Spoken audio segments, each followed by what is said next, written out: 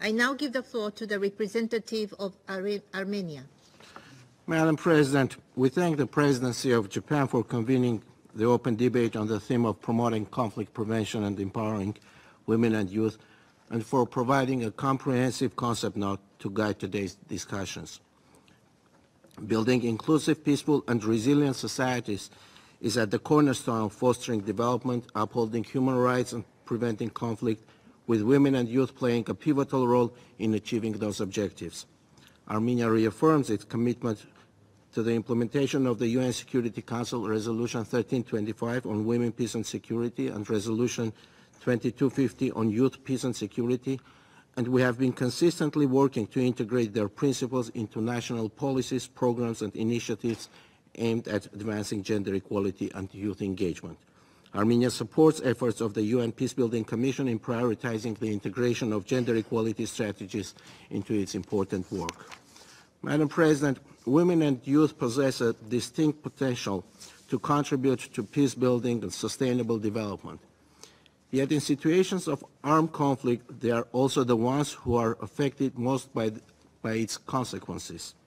The blockade of the population of Nagorno-Karabakh, which started in December 2022 and culminated in September 2023 with the use of military force against the civilians, demonstrated a magnitude of disproportionate impact upon women and young people, especially in their role as caregivers.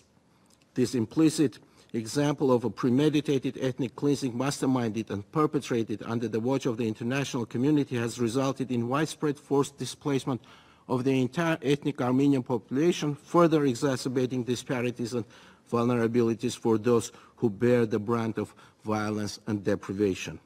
According to the report published by the Amnesty International in 2023, the disruption of essential goods and services in Nagorno-Karabakh affected families with young children the most, whereby women and youth have come to be revealed as the main targets of the blockade. Azerbaijan's persistent violations, including the armed attacks and incursions against Armenia's territorial integrity, promulgation of aggressive rhetoric, and the systematic destruction of millennia-old Armenian cultural heritage, demonstrate time and again utter disdain for the international law, as exemplified also by failure to comply with the provisional measures issued by the International Court of Justice in the period of 2021-2023. The United Nations and this Security Council has yet to acknowledge the gravity of these violations and to reflect on the failure to prevent them.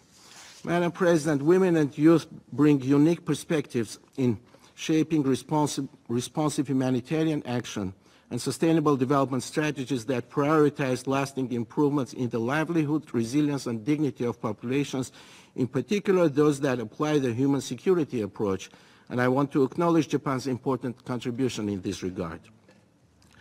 In their roles as community leaders and caregivers, women are indispensable to supporting human security by leveraging knowledge, networks, and expertise, especially at times of crisis and its immediate aftermath. Likewise, the engagement of youth as digital natives is crucial for driving progress and innovations, also by promoting responsible online behavior, countering hate speech and misinformation. Armenia recognizes the importance of collaborative efforts for promoting conflict prevention and its recurrence through building strong and resilient communities with the engagement of diverse stakeholders, including women and youth from the affected populations.